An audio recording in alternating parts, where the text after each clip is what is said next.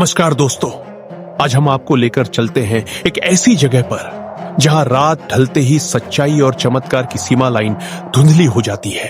कल्पना कीजिए, सूरज की आखिरी किरणें वृंदावन की गलियों पर पड़ रही हैं। हवा में अचानक एक मीठी मीठी ठंडक घुल जाती है।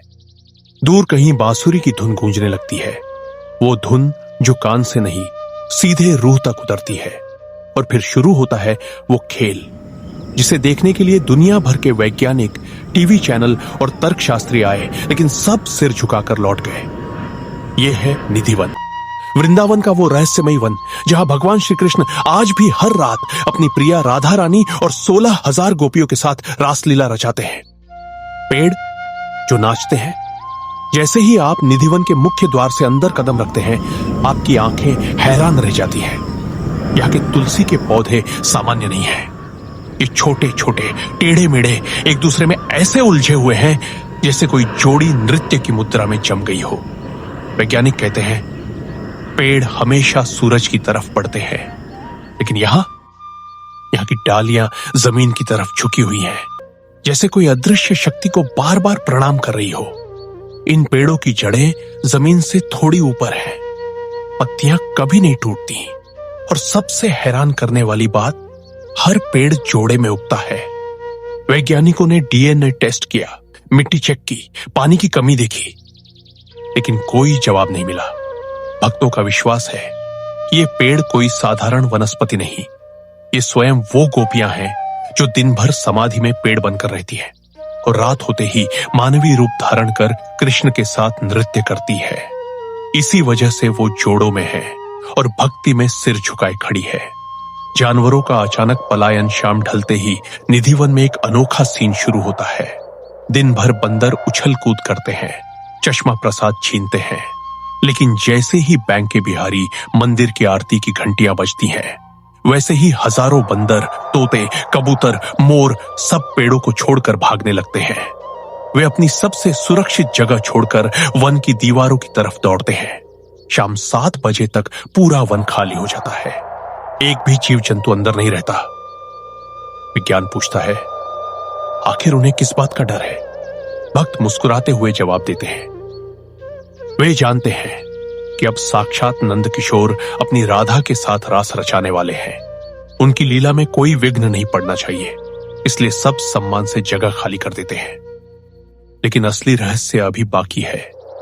रंग महल का वो जादू जो हर रात दोहराया जाता है। वन के ठीक बीच में है छोटा सा रंग महल। हर शाम ठीक 7 बजे पुजारी अंदर जाते हैं और एक खास तैयारी करते हैं।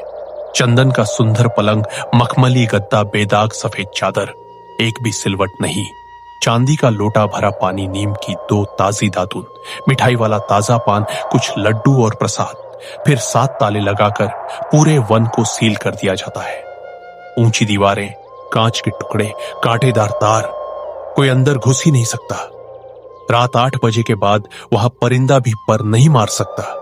लेकिन सुबह ब्रह्म मुहूर्त में जब ताले खोले जाते हैं तो अंदर का नजारा देखकर किसी का भी दिमाग चकरा जाता है।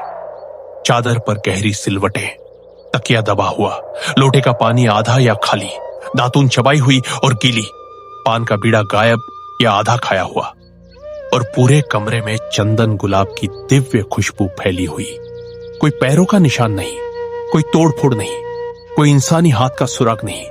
फिर भी एहसास होता है रात भर कोई आया था, आराम किया था, प्रसाद ग्रहण किया था। गर्मियों में जब बाहर 48 डिग्री तापमान होता है, तब भी रंग महल के अंदर एक सुखद ठंडक रहती है, बिना एसी, बिना पंखे के। वो लोग जो जानना चाहते थे और जो कभी लौटे नहीं, कई जिज्ञासु लोग आए। एक जयपुर का युवक जो खुद को बड़ा तर्कवादी मानता था, शाम को घनी झाड़ी में छिप गया। सुबह जब गेट खुला तो वो जिंदा था, लेकिन उसकी आंखें फटी की फटी रह गई थी। वो बोल नहीं पा रहा था, सिर्फ अजीब सी चीखें निकाल रहा था। उसकी मानसिक हालत पूरी तरह बिगड़ चुकी थी। कुछ दिनों बाद वो इस दुनिया को अलविदा कह गया। ऐसे कई किस्से हैं। कुछ साल पहले एक विदेशी टीम ने दीवार पर नाइट विजन कैमरे लगाए। जैसे ही रात गहराई, सारी बैटरियां अचानक डिस्चार्ज हो गई। टीम के लोग सामान छोड़कर भाग खड़े हुए। आसपास के घरों में आज भी रिवाज है, शाम होते ही निधिवन वाली खिड़कियां ईंटों से बंद कर दी जाती हैं या मोटे पर्दे डाल दिए जाते हैं। कोई जानबूझकर नहीं झांकता, क्योंकि मान्यता है कि वो दिव्य लीला इतनी तेजस्वी है कि साधारण इंसानी आंखें बर्दाश्त नहीं कर पाती। तो आखिर ये सब सच्चा है या सिर्फ कहानी? विज्ञान कहता है हमारे पास सबूत नहीं, आस्था कहती है हमारे पास अनुभव है। जो लोग दिन में निधिवन गए हैं उन्होंने एक अनोखी ऊर्जा महसूस की है। कुछ भक्तों ने तो हाल ही में 2025 में राधा रानी का पायल भी पेड़ पर लटका हुआ पाया और उन्हें लगा जैसे राधा रानी खुद मिलने आई हो। निधिवन हमें यह सिखाता है, हर चीज को तोड़कर समझने की कोशिश मत करो। कुछ रहस्य ईश्वर ने अपने पास रखे हैं, उन्हें रहस्य ही रहने दो। अगर आप वृंदावन जा रहे हैं तो दिन में जरूर जाएं, पेड़ों को देखें, महसूस करें, भक्ति करें, लेकिन शाम 7 बजे के बाद वहां रुकने या छिपने की भूल कभी न करना। नियमों का सम्मान करें, क्योंकि कुछ जगहें सिर्फ देखने के लिए नहीं, महसूस करने के लिए होती है। कहानी आपको कैसी लगी? क्या आपने कभी निधिवन की वो ठंडक और ऊर्जा महसूस की है?